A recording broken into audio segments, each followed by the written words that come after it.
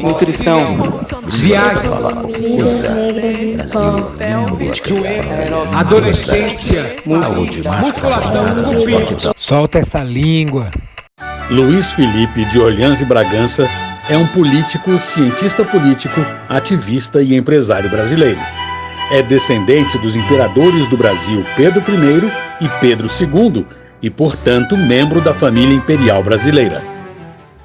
Deputado, o Diego só vai apresentar para o senhor um pouquinho sobre o projeto, para a gente poder começar esse papo. Meu nome é Constâncio e meu amigo aí é o Diego. Vamos lá, Diego. Eu sou o professor Diego.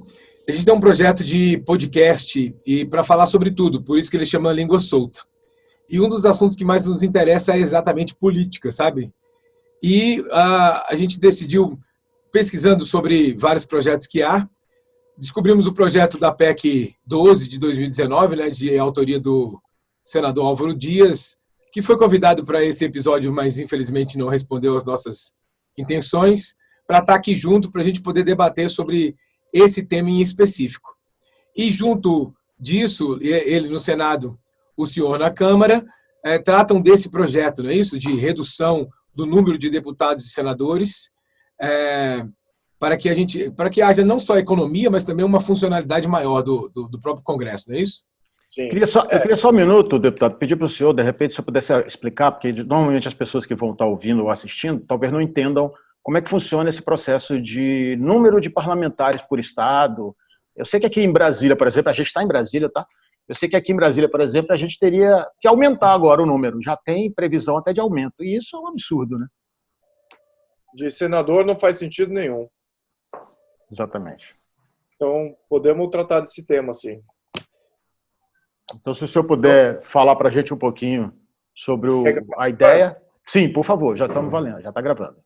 Bom, é o seguinte, no Senado, a maioria dos países tem 2 senadores por estado, né, considerando que alguns países não são países federativos, mas em países federativos são 2 senadores por estado. Não há suplência. Então, se um senador sai do cargo, morre ou qualquer coisa assim, há uma nova eleição convocada e se faz uma nova eleição para senador, porque é um cargo majoritário, ele representa o Estado como um todo. E a função do senador, ela é bem diferente da questão do deputado. Infelizmente, no nosso contexto, está tudo meio misturado. As pessoas não conseguem fazer essa distinção. O que é o deputado e o que é o senador. A função do senador é para ser, originalmente, como revisor de legislação e identificar, do ponto de vista do Estado, né, do agregado dos estados, se faz sentido uma legislação proposta pelos deputados. Os deputados têm que representar a população em sua plenitude, em sua diversidade, em sua proporcionalidade, o que também não é respeitado na Constituição de 88. Então, a gente tem que fazer, do lado dos deputados, tem que fazer uma reforma de proporcionalidade. O que significa isso? Significa que cada voto de cidadão vale a mesma coisa em todo o país. Não é o caso hoje. Um voto de cidadão no Acre, no Amapá, no Norte e Nordeste, vale mais do que o voto de um cidadão no Sul-Sudeste. Você tem mais representantes, desproporcionalmente, do Norte e Nordeste do que no Sul-Sudeste. São Paulo, por exemplo, se fosse falar, no atual contexto de 513 deputados, né, falando especificamente da Câmara de Deputados, se fosse para aplicar esse princípio de uma pessoa, um voto e o mesmo valor de voto para todo o país, São Paulo deveria ter 120, 130 deputados. Está limitado a 70. Então, a opinião pública do paulista é inferior em peso, em voto, à opinião pública de alguém do Acre, do Amapá, de todos, a maioria dos estados do Norte e Nordeste. Então, essa questão de proporcionalidade na Câmara de Deputados, ela é muito perigosa. Ela desproporcionaliza a discussão, os contextos, a interpretação das leis e acaba sendo sempre enviesado e para um lado que não tem a mesma realidade sociopolítica. Essa que é a verdade, na questão de deputados. Na questão de senadores, não há por que ter proporcionalidade. Já estamos ali estabelecendo que cada estado vai ter o mesmo número de representantes. Então, o Amapá, o Alagoas, todos esses estados menores vão ter aí um número fixo de senadores igual a São Paulo. Então, ali sim pode-se fazer essa limitação em que você não está representando efetivamente ou desproporcionalmente, ou você não está violando, né, vamos botar assim dessa maneira. A proporção, né? Exatamente. Você não está violando os direitos de um estado que é menor. Que só porque tem menos pessoas é que ele tem menos direito. Não, é no Senado que se faz essa correção. Então, veja como o nosso sistema é totalmente errado. Eles querem... Já havia até propostas de aumentar o número de senadores para ser proporcional à população. Está errado. O Senado tem que ficar com um número fixo de senadores, igual para todos os estados, e deixar mais livre a proporcionalidade na questão dos deputados. Essa que deveria ser a reforma. Então, agora é questão de custo, né? E questão de fato de representatividade. O que é importante, desculpa só cortar um minutinho, deputado. O que é importante, né, para a gente saber dessa história é que hoje, por exemplo, eu estou falando para o Brasil, a gente tem 8 deputados. Como tem o Acre, se não me engano, Alagoas tem 8 deputados, São Paulo já tá indo, acho que são 72 deputados, não é isso? São Paulo? 70.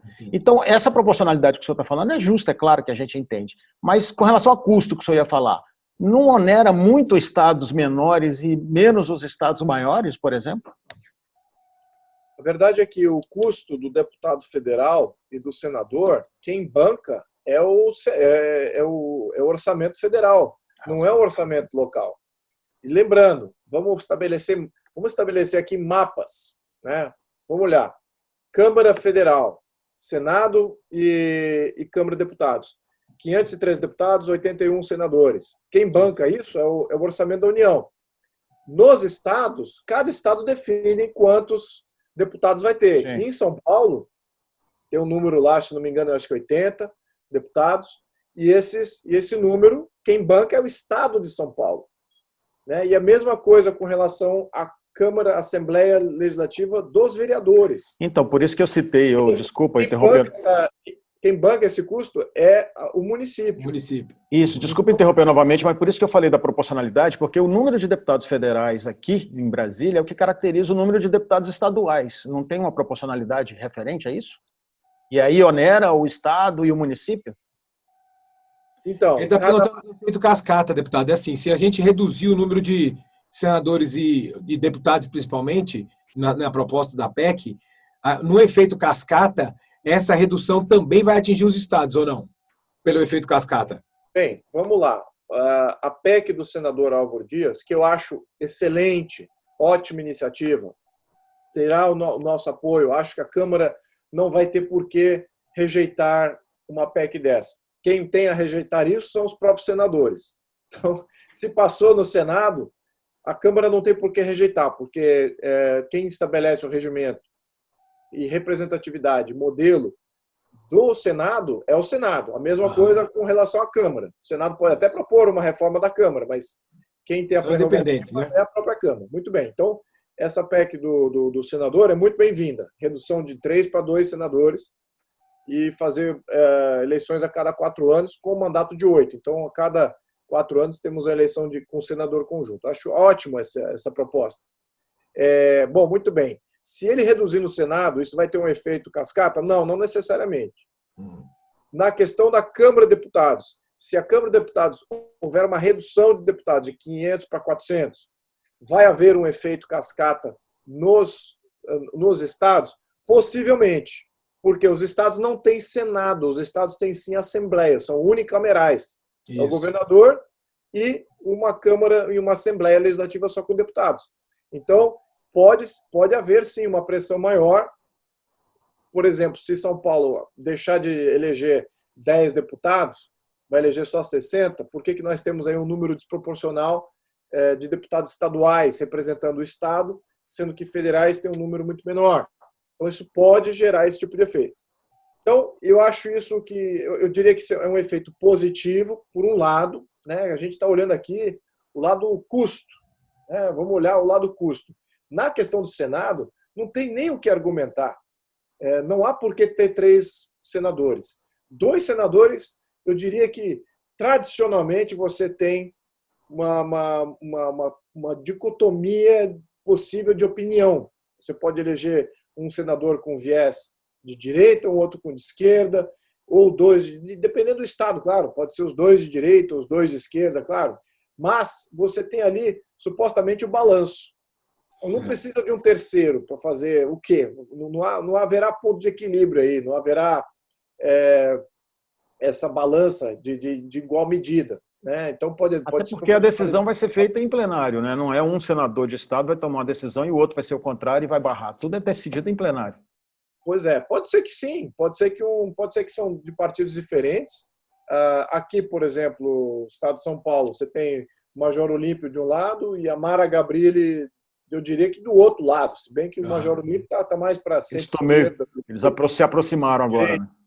Exato. Então, mas a Mara Gabrilli é centro-esquerda e o Major Olímpio se coloca como centro-direita, apesar de ter algumas ressalvas aí. Mas então acho que eles não necessariamente vão votar conjunto, né? A não ser que seja do mesmo partido, mesmo viés ideológico, se fosse um PT e um PSDB, ou um PT e PSB, aí que sim, acho que votariam os 2 alinhados. Mas isso depende, claro, vamos lembrar aqui que a eleição do senador é uma eleição majoritária. Então, ele ganhou com uma transparência muito grande, a eleição majoritária sempre é bem-vinda do ponto de vista de representatividade. Ela é transparente, ela é fácil aferir quem ganhou. É muito bom você ter sistemas majoritários definindo quem é o seu representante. Não é como o sistema da Câmara de Deputados, que é proporcional, que você não sabe exatamente quem é que vai... Quem é que vai, exatamente. Nem o partido sabe quem vai, na verdade. Que elegem o Tiririca e ele leva mais uns 50 do lado dele. É mais ou menos isso. E a fórmula, vocês podem pesquisar na internet, todo mundo pode pesquisar a fórmula do modelo proporcional. Uma fórmula matemática e você nunca sabe exatamente, não é transparente para a maioria da população, é complexo. Então, isso torna o voto proporcional dos deputados muito menos transparente e legítimo, na minha opinião. O do senador, não. O senador ele é quase que como um governador. Eu até diria que ele deveria ter mais poderes de se contrapor às ações de governos, que é o governo que ele representa, porque ele também foi eleito majoritariamente. Então, e o senador hoje ele está numa esquizofrenia, né? Que ele não sabe bem o que ele faz. Ele é um legislador que propõe mudanças, ele pode... Na minha opinião, o senador deve se restringir a um revisor daquilo que vem dos deputados federais. Eu não acho que cabe aos senadores propor nada. No entanto, eu acho que cabe aos senadores, sim, limitar o poder de governadores e agir como um balanço ao poder de governadores do seu estado. Então, isso aí eu acho que é importante para o Brasil, você criar um lastro, um balizador de poder dos governadores. Um fiel da balança ali de cada estado, balança, do seu próprio estado. Perfeito. Então, você demove ele de alguns poderes legislativos, de propor e ficar incitando aí questão de projeto de lei e emenda constitucional, deixa que isso venha naturalmente pelos deputados, mas ele, por outro lado, ganha mais poderes em questões de ter um balanço aí com relação aos governos. Então, essa é a minha visão, não é a realidade hoje. Tá? A realidade hoje, ele o senador é um esquizofrênico, é um deputado que age como um deputado em vários quesitos, só que ele não está na Câmara de Deputados, e tem pouca influência na Câmara de Deputados. Então, fica um legislador meio capenga. Então, eu acho que no Brasil todo mundo quer legislar, né? Judiciário quer legislar, executivo quer legislar, e ninguém tá botando os pingos nos is quanto à competência de cada um, na verdade, né? Exatamente. Agora, vamos tocar aqui no assunto, já que a gente está analisando aqui, e eu agradeço até essa abertura de análise, porque é raro que eu tenha isso em alguns programas. Aqui você está livre. Vamos falar aqui. Do ponto de vista custo, é interessante reduzir parlamentar? Claro que é. O Congresso custa 10 bi por ano. Então, o Congresso mais caro do mundo, segundo mais caro do mundo, considerando que a nossa economia não é a maior economia do mundo. Tá? Eu gostaria que fosse. Se fosse então, proporcional, ninguém reclamava, né? Exatamente. Então, ok, estaríamos no nosso papel de estarmos liderando o mundo em termos econômicos, em termos legislativos, aquela coisa toda. Mas não, muito pelo contrário. Nós não estamos debatendo nada que é de benfeitoria para a humanidade. Nós ainda continuamos perdendo tempo se organizando. De tão desorganizado, tudo que é a discussão política nossa é de organização. Organização partidária, de projetos, de políticas, é tudo interno e voltado a um sistema que não está bem desenhado. Então, nós perdemos muito tempo debatendo coisas que são organizacionais e não necessariamente transferem para a população brasileira e muito menos ainda para a humanidade. Não é o caso dos países envolvidos, que já tem um nível de organização muito elevado, então estão além dos impactos e dos benefícios locais. Já estão falando de problemas internacionais. E isso que ocupa um congresso norte-americano ou um inglês. Então, essa parte de impacto humanitário internacional é muito maior. No Brasil é quase que estamos ainda no lodaçal da desorganização. Mas eu só falar Desculpa, deputado, é porque é o seguinte, o senhor está falando aí sobre organização. Eu não sei se o Diego é de Brasília. Eu nasci em Brasília, então eu respiro política desde que eu nasci. A gente até comentou em outro podcast que eu falei assim, eu adoro política, mas não me dou com político. Às vezes o político é o que atrapalha a verdade, né?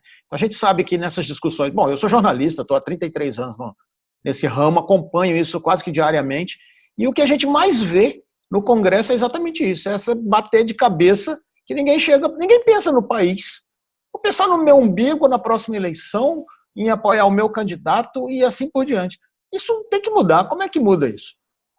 Isso aí não é culpa das pessoas. Em parte, sim, porque o sistema é tão ruim que só atrai gente ruim. Então, e majoritariamente, elegemos pessoas que não querem mudar o sistema, nem pensam em sistema. Exatamente. Então, quando você elege pessoas que não pensam país, não pensam sistema, você opta pelo outro lado, que é as pessoas que ter ambições pessoais, ego, e querem status e reconhecimento, ou querem poder, ou querem se corromper. Isso é um problema sistêmico, se é uma coisa recorrente. E é exatamente isso que é o meu ponto aqui. Temos um problema de sistema, então não conseguimos atrair as boas pessoas para o jogo, e essas boas pessoas que olhariam o sistema e falariam, peraí, esse sistema está ruim, porque eu não consigo ter o bom debate, eu não consigo falar de causas realmente que impactam a sociedade brasileira, que vão transferir a gente dessa condição para uma condição superior. Eu estou aqui num emaranhado desgastante de discussão política que não leva a nada, lacração dos dois lados. Então você não tem um debate país ainda acontecendo. Eu até 1 ano e meio agora que eu sou legislador, eu não vi esse debate ocorrendo. Ocorre entre 1 ou 2 deputados que têm uma cabeça mais aberta, que pensam realmente assim. Agora, o sistema suga a energia e o tempo desses bons deputados e senadores para um jogo desgastante. É que nem você entrar para um jogo de tênis e não tem juiz, não tem marcação de linha da quadra, não tem rede, então você não sabe bem como é que é o jogo. Então cada um faz para ganhar assim de uma maneira... Vai ser um jogo ruim, não vai ser um jogo bonito, apesar de você botar 2 bons jogadores para jogar um jogo de tênis. Então a mesma analogia. Você não adianta você colocar boas pessoas, só eleger boas pessoas, se o sistema não é um bom sistema. E é isso que a gente tem... E para mudar o sistema, você precisaria de mais ou menos boas pessoas que tivessem a oportunidade e essa coragem de botar as linhas no campo, né, usando a sua analogia aí, e começar a chamar juízes para o jogo. Exatamente. Mas que também não tem como, porque o sistema não deixa, né? Até porque foi o que acabou de falar, né? E até porque foi o que acabou de falar. Na Câmara, principalmente, você não consegue ter uma votação que você saiba que os melhores serão escolhidos. A gente sabe que tem um deputado aí que é um palhaço, que se elege com milhões de votos e traz mais 10 a reboque. Ou seja, não tem como corrigir isso.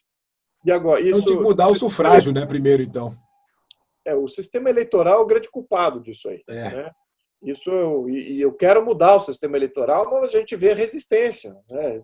Não, eu fui eleito pelo modelo proporcional e eu preciso do modelo proporcional para me eleger. Então ele vai votar contra uma mudança no sistema proporcional, que gera tudo isso. E quem são esses? Esses são aqueles que não têm uma referência direta com o seu eleitorado, dependem dos partidos, dependem dos cabos eleitorais, prefeitos, vereadores locais recebendo emendas parlamentares, recebendo cargos, fundo partidário, fundo eleitoral para se eleger. E esses, eu vi bons, até alguns deputados lá que eu até me choquei em saber que eles gastaram 10 vezes mais do que eu para fazer campanha. E eram prefeitos reconhecidos, já tinham uma tradição política local muito forte, mas eles gastaram 10 vezes para se eleger e se elegeram com metade dos votos, ou mesmo os votos que eu me elegi, gastando. Então, por que eu conquistei e eles não conquistaram? Porque o modelo que eles atuam, o modus operandi, não é de diálogo direto, não é de abertura total a se expor junto ao seu eleitorado, não é de fazer boca a boca, não é de fazer palestra. Exatamente, eles dependem do quê? De uma máquina pública caríssima, mídia, rádio, televisão, eles acham que esse que é o canal. E não acreditam de fazer o trabalho de formiguinha. E ainda chegou a internet para atrapalhar, né? Pois é. E agora acham que a internet atrapalha, né? E aí Mas também tem essa dinâmica. Eu acho que a internet, por um lado, me ajudou. Se não fosse a internet, eu não teria sido eleito. E muitos deputados da Nova Leva não teriam sido eleitos. Podem gerar problemas? Claro que sim, porque a internet é um canal aberto, é uma torre de para-raio. É só uma ferramenta, né? O uso dela é que se faz, né? Exatamente. De diversas formas. Uma coisa ruim também, né? Pode atrair um raio de vez em quando ali. Mas olha, a análise que a gente tinha que fazer aqui é de dois lados. De um lado é representatividade na Câmara de Deputados, tá? Especificamente na Câmara de Deputados. Eu acho que o Senado está equacionado, até em termos de custo, apesar de que cada senador tem um custo exorbitante. Podem nomear até 80 senadores, assim. Imagina, 80 assessores. Então, sim, é um número absurdo, né, de assessoria, de você ter. O que eles fazem se o senador é um esquizofrênico legislativo? Né? Se ele não tem ainda essa função tão demarcada. Eles tanto não fazem que o senador Álvaro Dias não está aqui, né? Para falar com a gente. Eu falei com 3 assessores dele, 3. Nenhum me deu resposta. Eu falei com um do senhor que me mandou para Maria que me trouxe Já resolveu. Entendeu? Pois é. Bom, enfim, então ele deve ter algumas camadas de assessores ali que estão impedindo ele. Apesar de eu ser favorável ao projeto dele, você acaba se viciando ali. Eu acho até que o senador Álvaro Dias, eu acho que ele é um dos mais, não sei quantos assessores ele tem, mas eu acho que ele é um dos mais eficientes ali, ao menos a impressão que me passa. E para propor uma coisa dessa aí de cortar na própria carne, ele está disposto, né, pelo menos. Sim. O problema é ter chegado até ele o convite de participar aqui com a gente. Esse é o problema que a gente está falando aqui, que às vezes a pessoa tem tanto assessor que nem um assessor sabe disso, né? O assessor às vezes se confunde com ele, sei lá, alguma coisa assim.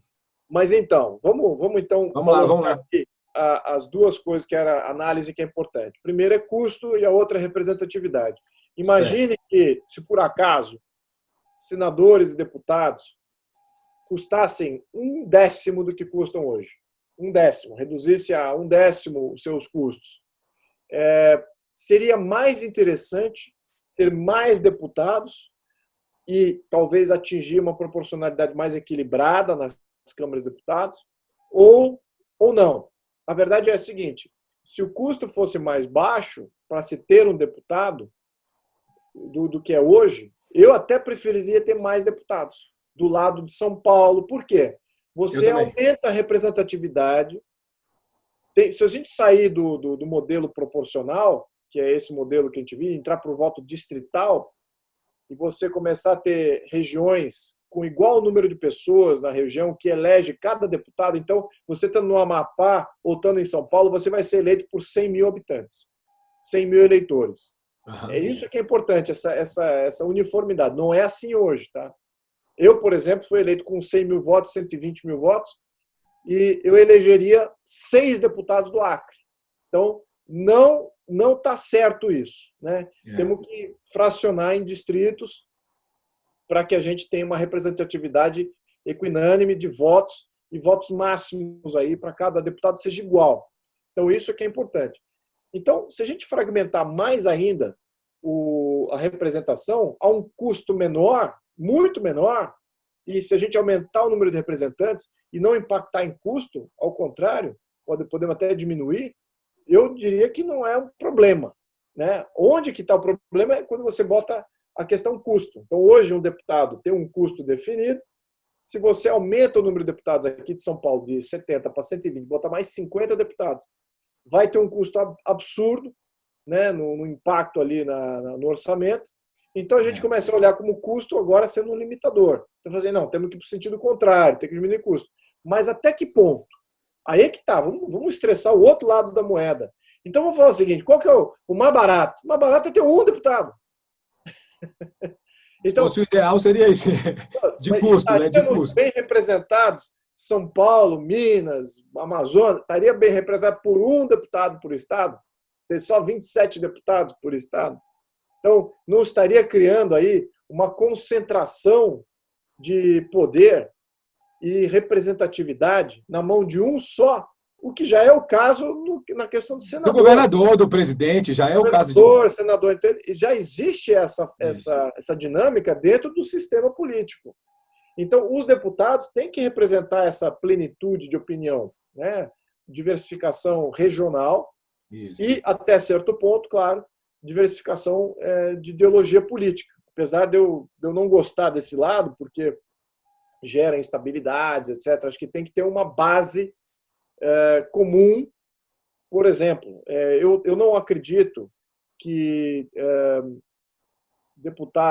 as ideologias subversivas da Constituição, que são contrários à ordem, são contrários àquilo que é estabelecido como regimento, eu acho que isso é ruim para o Brasil, né? São partidos que vêm para criar caos, criar uma série de desestabilizações, e isso eu acho que é ruim. Isso não é estabilizador. Veja os países que têm uma política, um diálogo mais equilibrado. Tem partidos de esquerda e tem partidos de direita, mas a base constitucional, a base de regras, ela é obedecida, ela é validada pelos dois conjuntos. Então não existe toda hora alguém dizendo aqui vamos fazer subversão e golpe, impeachment a todo momento. E altera isso, altera aquilo, né? Altera aquilo. E, infelizmente, aí você fala assim, poxa, então quer dizer que a gente tem que defender essa Constituição? Infelizmente, a Constituição do Brasil, ela se propõe a esse tipo de partido, de fazer esse tipo de coisa.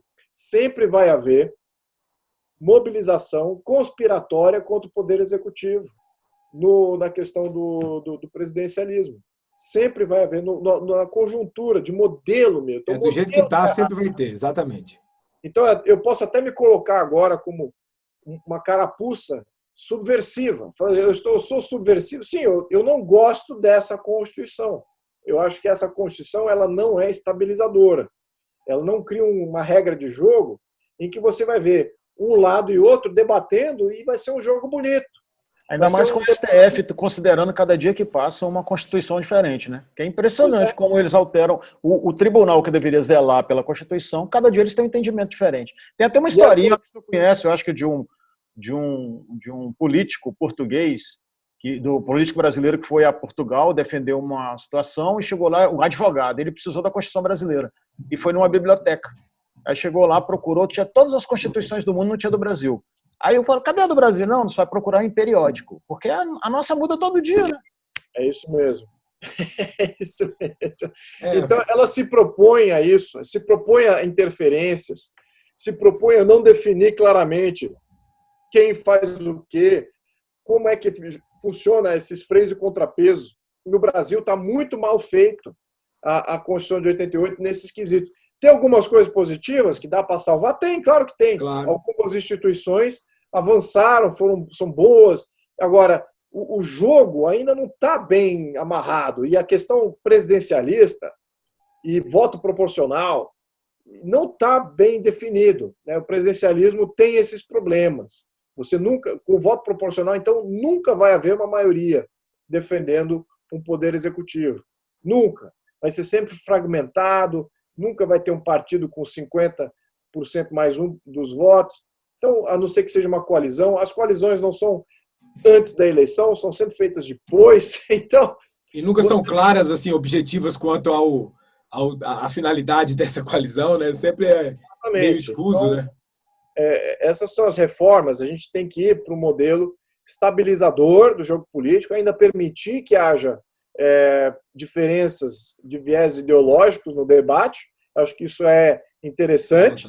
Agora, não pode ser um jogo subversivo. E dependendo de quem ganha, muda a Constituição completamente. Isso que é o grande problema. Então, nós não temos uma base. Assim, estamos um edifício em cima de uma areia movediça. A Constituição deveria ser um bloco sólido de princípios e alguns regramentos positivos para balizar o jogo, e ponto. E deixar um pouco mais livre esse debate. Mas como é que acontece? A própria Constituição ela é suscetível ao debate. Então, o rumo do país muda a cada eleição. Isso não é bom. Agora, a questão dos senadores, voltando aqui ao tema inicial, a questão dos senadores é muito bem-vinda. É uma redução que eu diria acertada. Espero que tramite logo no Senado. Me impressionaria que se tramitasse. Não acho que os senadores lá querem ter menos chances de ter um futuro mandato, mas eu sou apoiador dessa medida e quero ver medidas similares nos deputados. Até me inspirou, estava até falando com minha assessora antes desse programa, a gente desenvolveu uma proposta, porque a gente está desenvolvendo isso dentro do modelo parlamentarista, né? Então, temos que desenvolver, excetuando o modelo parlamentarista, temos que olhar, bom, o modelo atual é presidencialista com esse modelo aí. Vamos ver se a gente propõe alguma coisa agora também, já para, ao menos, estimular o debate e, quem sabe, até poder ser votado na CCJ. Então, vamos ver. O senhor é presidente da subcomissão da reforma política na Câmara, não é isso? E eu sei que agora está tudo parado por conta da pandemia, inclusive foi tema de um outro programa nosso que a gente falou sobre o home office, né? Porque hoje os deputados e senadores estão trabalhando em casa e todo mundo já viu que funciona. Então, para que tanta gente, tanto assessor e tanta dinheiro gasto, prédios e tudo mais? Mas o que eu queria saber é o seguinte, hoje, na subcomissão, se for discutir algo, qual seria a proposta? Redução do número de partidos políticos, por exemplo, que é um absurdo que no país tem tanto partido? Bom, eu acho que a redução dos partidos, eu acho que os partidos têm que ter até mais liberdade de serem formados, menos burocracia para se formar partido, 2 assinaturas, 10 assinaturas já basta, formou partido. O que é o problema do modelo atual é que no voto proporcional, todos os partidos ficam representados, por definição. No voto distrital, não. O voto distrital ganha aquele com mais chances de vencer. E, naturalmente, ao longo de ciclos eleitorais, há uma seleção natural de que partidos é que tem os melhores candidatos. Então, você reduz o número de partidos no jogo político em função dos ciclos eleitorais. Partido com voto efetivo, né? Já eleito lá, né? Exatamente. E existe uma abertura ampla de número de partidos, e até partidos regionais, partidos locais, que nunca vão existir na esfera federal, mas que numa esfera regional podem ser muito importantes. Na questão, uma questão regional do Vale Paraíba, Vale do Ribeira, etc. Você começa a criar distinções de representatividade regional, de interesses, ou de vontades, ou de visões, mas que não passam da regionalidade e nunca vão ser representados no nível estadual ou até mesmo no nível federal. E isso eu acho positivo ter essa dinâmica. No país, não. O país ele é todo visto de cima para baixo, então, se não é um partido nacional, então ele não tem direito nenhum, não deve existir. Então, a burocracia toda para se formar um novo partido nacional ela é monumental. Isso que eu acho que é um grande problema do nosso sistema. Tanto é que meia dúzia de partidos aí, eles tomam conta tanto de mídia quanto de ideário eleitoral. populacional, né? Meia dúzia de partidos é o que todo mundo sempre fala. Os outros, mesmo que tenham boas intenções, nem aparecem porque não tem chance, né? Exatamente. Aí eles compram a representatividade local.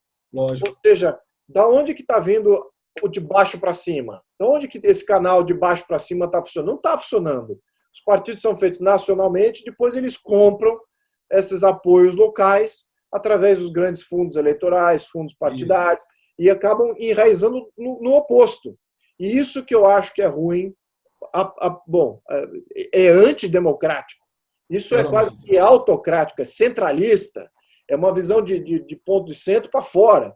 Nós não sabemos efetivamente o que a população demanda de baixo para cima. Então, os partidos tinham que ser mais fácil ser formados nas regiões.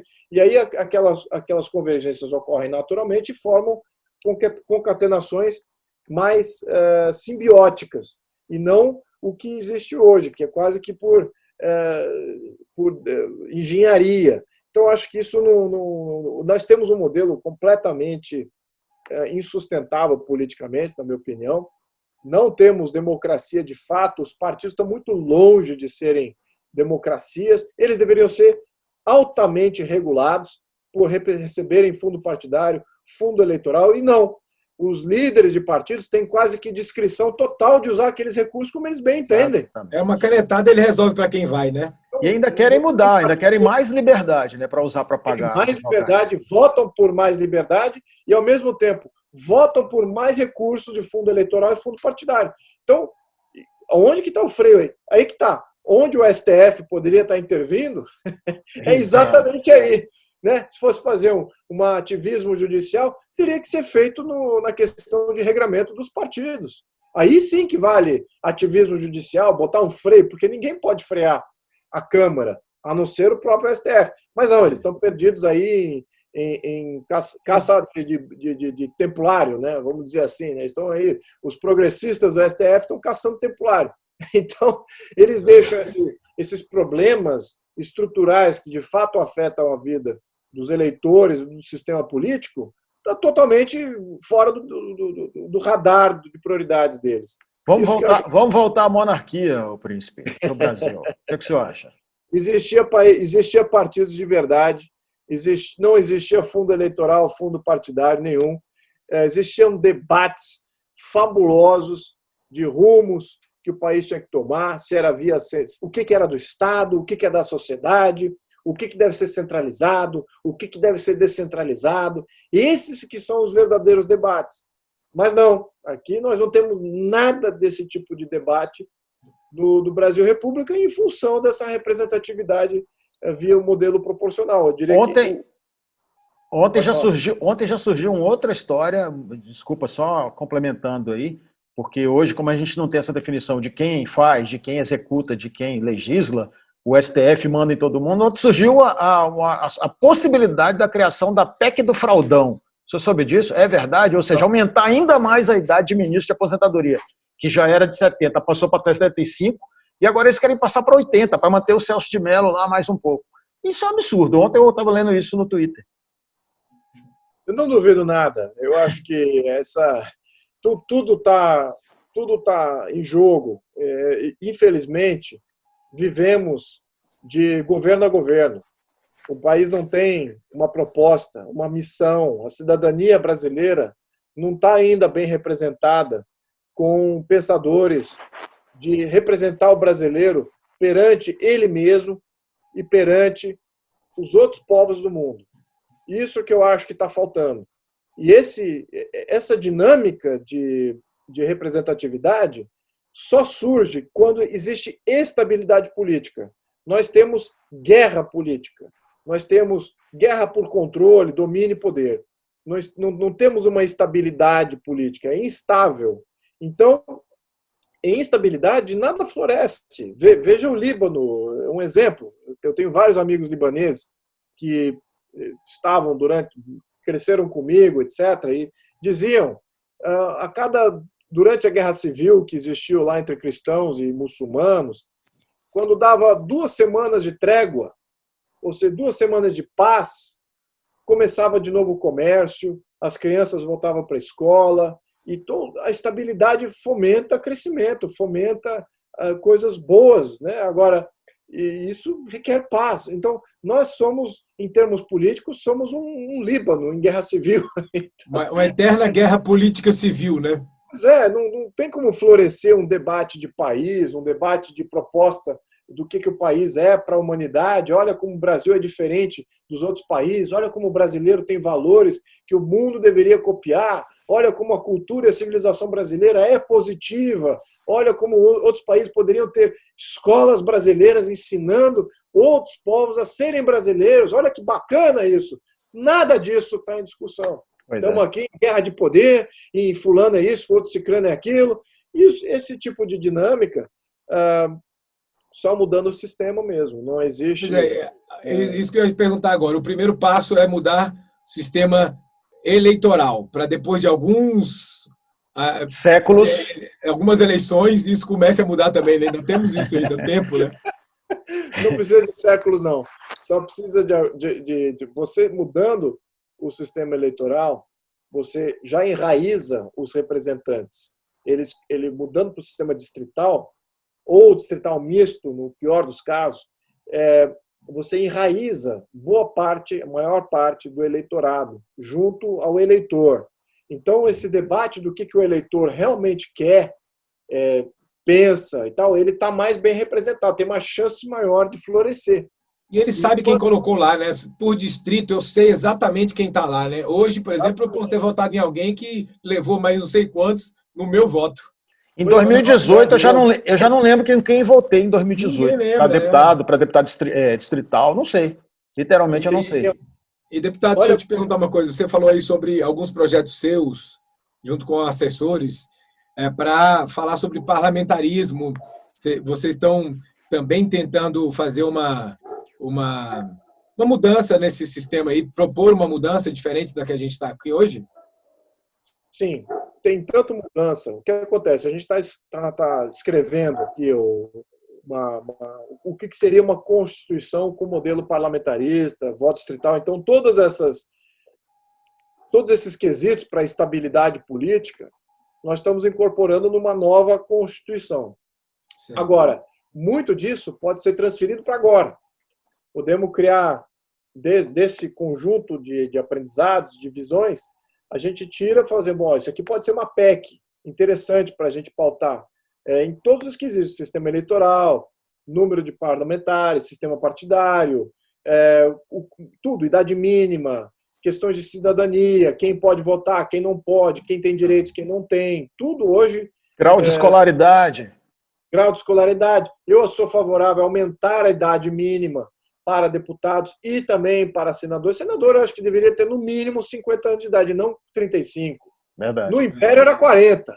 No Império, no século XIX, era 40 anos de idade. Aí a gente regrediu. A gente regrediu. Então, ou seja, a idade média aumentou do cidadão, mas a idade mínima para senador caiu. Deveria ser o contrário. Deveria ter subido. E os quesitos e os requerimentos para você ser um senador deveriam aumentar. Se você tem senadores muito desqualificados, só porque são populares ou tem uma grande visibilidade, então eles são eleitos lá como majoritário, mas isso é um descabimento absurdo. Exatamente. Deveria, no mínimo, ter sido um deputado ou ter algum grau jurídico para entender a missão de um senador como revisor legislativo. Não pode você botar uma pessoa lá desqualificada, ao menos nisso. Eu vou só citar um caso. Eu conheci um deputado, na época que eu trabalhei numa televisão da Bahia, eu conheci um deputado que hoje é ministro do TCU. E eu, na época, propus para ele, deputado, por que o senhor não tenta um projeto de lei que proíba que as pessoas elejam analfabetos? Porque o cara chega na Câmara, ele é dominado por todos os outros. Ele falou, pô, boa ideia e tal. Ele mandou para a CCJ. A CCJ respondeu dizendo, não, isso é inconstitucional. Porque se um analfabeto pode votar, ele pode ser votado. Mas isso é um absurdo, né? Porque se a gente parar para pensar que vai entrar um deputado aí, que o cara assina aqui, ele vai lá e assina sem saber o que está, porque mal não sabe ler, e isso acontece. Eu vou dar um outro exemplo, rapidamente.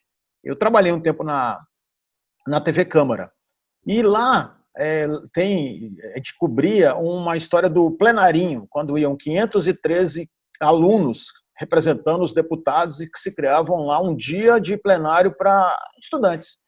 Aí um dia um aluno chegou lá com um projeto de lei de menino de 12 anos de reciclar água de chuva em órgãos públicos. E aí isso era um projeto de um menino de 12 anos de idade. Nenhum deputado tinha pensado nisso. Por outro lado, tinha um projeto de lei de um deputado que era para criar o Dia do Corinthians. Imagina o nível da situação que a gente tem na Câmara hoje, né? Não, mas é por isso que ele o deputado o Príncipe está propondo para a gente uma mudança também constitucional, porque não adianta a gente, né, tentar empurrar uma PEC dessa aí de tentar dar limites a eleitos e eleitorado e chega no limite maior que a Carta Magna, ela proíbe a parada, né? Não tem como. Né? E tudo que você passa agora, imagina que a gente, com tudo que estamos conversando aqui nesse programa, nós montemos aqui uma emenda constitucional, conseguimos lá na Câmara e Senado os votos necessários, ok, virou agora parte da Constituição. A Constituição é maré movediça. Isso. Então, num ciclo futuro, pode mudar tudo de volta. Exatamente. Um outro grupo pode falar, quer saber tudo que esses três ali fizeram ali naquele programa e fizeram aquelas propostas lá, vamos mudar tudo que eles falaram. Isso é possível.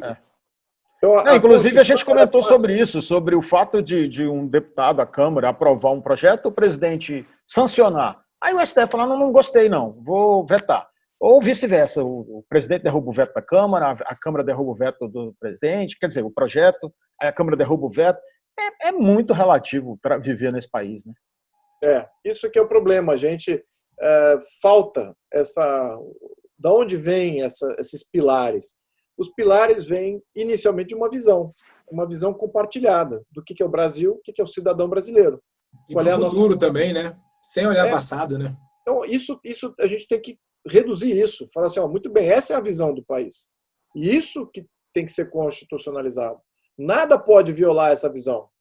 Então, quando você tem esse pilar, você já criou balizas até mentais de até onde podemos regulamentar, ou debater, ou discutir, mas não extrapolar isso. No Brasil, não existe essa baliza, porque essa missão de nação e de cidadania não foi nunca reduzida a um contexto debatido, muito menos absorvido pela população brasileira.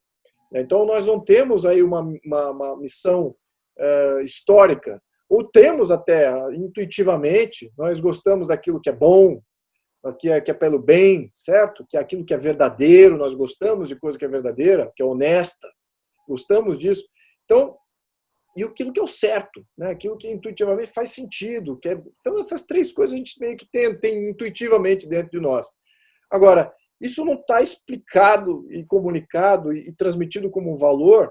Então, qualquer papel constitucional que não reflita essa intuição não tem como lograr sucesso e não tem essas balizas estabelecidas. Então, a cada momento, o governo, por isso que eles deixaram os constituintes de 88, não tinham visão nenhuma.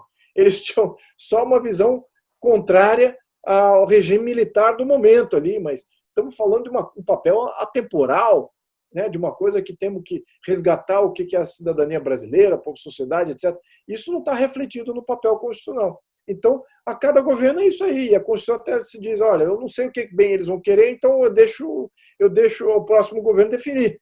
Eu deixo a próxima legislatura definir. Então, é isso que está acontecendo. Eu vejo muitos alunos meus me questionando, por exemplo, eu sou professor para concurso público também, né, de língua portuguesa e redações. E aí você chega e eles estudam a Constituição.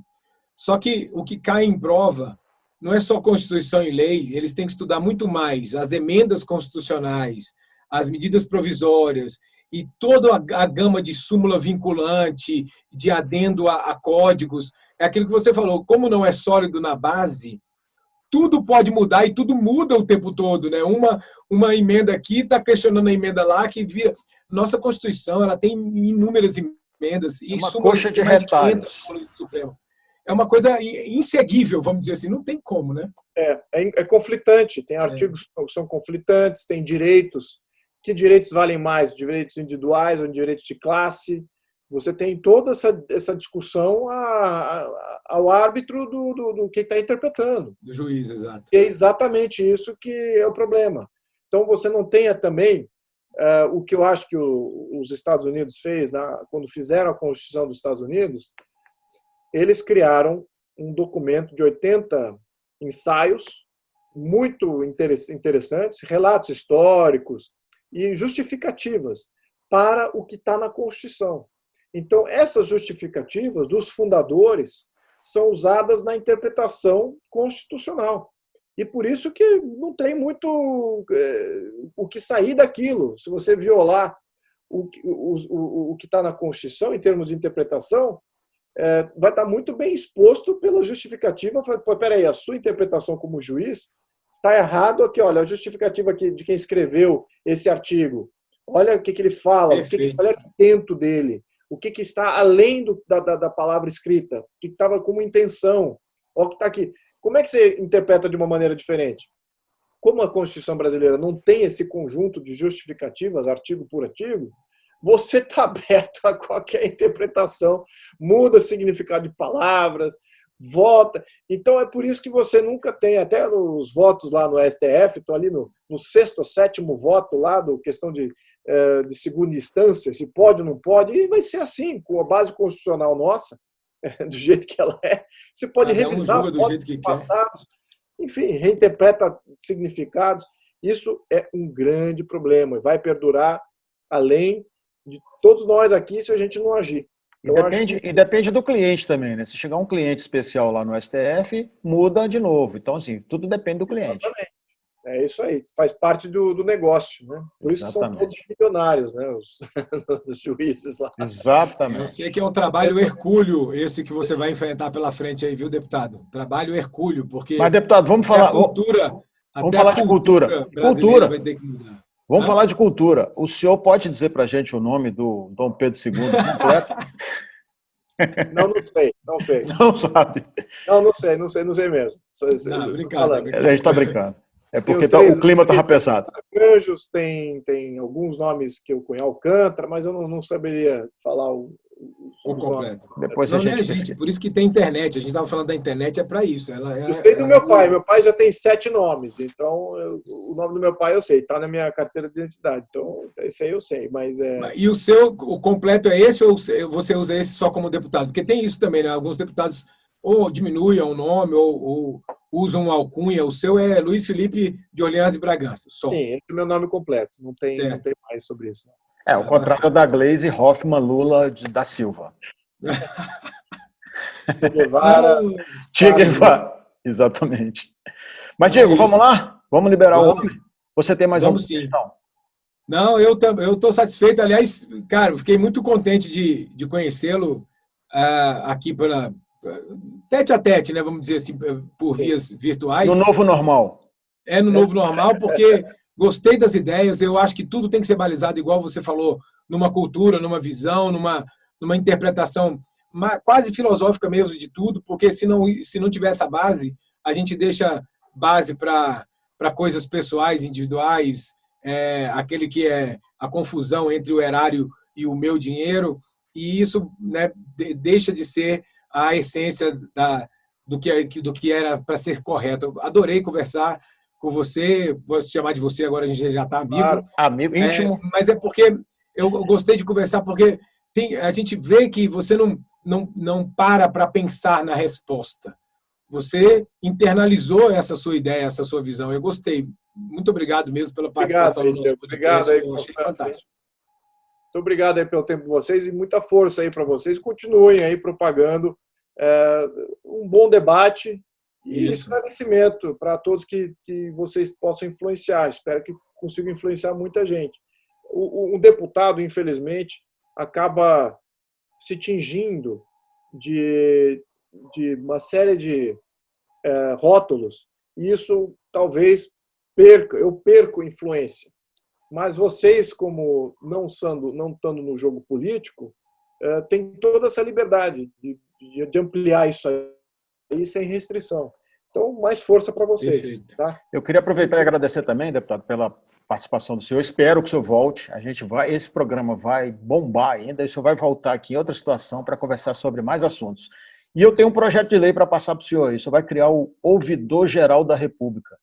Ótimo. A gente comentou isso aqui no outro programa, o Diego achou, não, mas é mais um cargo. Eu falei, cara, mas tem que pensar nas bases do projeto, cria-se um ouvidor, porque esse cara tem que ser o mediador de conflito, porque não adianta ficar tudo na mão do STF e morrer ali. Então, um ouvidor geral da República. E eu voto no senhor para isso. Maravilha, ótimo. Ombudsman, ótimo. exatamente, um ombudsman. Ótimo. Muito bom, muito bom. Obrigado Bom, mais uma vez. Bom dia para vocês, hein? Obrigado, até mais. Até logo. E aí? Gostei do cidadão, rapaz. É bom, né? Gostei. O cara tem umas ideias boas, bicho. Então, e é nisso que a gente tem que apostar, rapaz. Nesse tipo frente do tempo. Vamos e ainda de lambuja pegou você e deu uma encarcada em você porque ele defendeu ainda a família lá quando ele falou da idade do senador. Gostei. Defendeu a família lá quando ele falou assim, pelo menos lá tinha debate. Isso, tá exatamente. Naquela época lá, o debate era inteligente, não era esse negócio assim. E eu vou levar quanto essa história? Não. Rapaz. É verdade. Naquela época a coisa ficava no campo das ideias. É como é até hoje, já viu o bate-papo no parlamento britânico? No britânico tudo bem, eu pensei que fosse aqui. Assim. Não, no parlamento britânico, lá os caras olho no olho e mão na cara do ministro e assim vai. Pronto, e pode falar no seu canal e saiu de lá, eles vão almoçar. Exatamente. Mas tudo pensando num bem comum. Mas nós brasileiros não temos essa história. A gente não sabe falar assim, eu sou contra você, mas posso almoçar com você. Não, você não vai almoçar comigo não, porque você é contra mim. Peraí. Exatamente. Eu sou as minhas ideias. Almoçar junto tem que ter a ver. Gostei do deputado Luiz Felipe de Orleans e Bragança, o príncipe. Eu quero o telefone dele depois para ficar no meu celular, só para dizer assim, gente, eu tenho o telefone do príncipe aqui. E qualquer coisa a gente liga para ver se ele tá bem. Tá bom. Gostei. Gostei dele. E outra coisa, se depender da gente, eu vou começar a replicar nas redes sociais aqui. 100 mil pessoas vão ver essa história aí tranquilamente, porque gostei do bate-papo, cara. Algumas coisinhas assim, concordamos, outras nem tanto, mas assim, no geral, as ideias são bem progressistas, bem pra frente, eu gostei mesmo, bem pensando no todo, em vez de pensar num só, né? Mais alguma informação aí pra gente fechar? Não, pra mim tá ótimo. Só a ausência do Álvaro Dias aí, do senador Álvaro Dias. Senador, eu vou fazer esse podcast chegar à sua mão, ouvir, pelo menos esse finalzinho a gente vai editar, para o senhor mudar um pouco os seus assessores, porque eles não te deixaram a oportunidade de participar, né, num debate sadio, tranquilo, você viu que não tinha nada demais, na verdade, ao contrário, é um espaço aberto para a sua voz e gostei bastante. E uma pena os seus assessores acharem que são senadores também e não deixaram a gente chegar até o senhor. Pois é. Então tá, Diego, abração. Um abraço. Roda a vinheta. Roda a vinheta. Nutrição, viagem, adolescência, musculação, solta essa língua.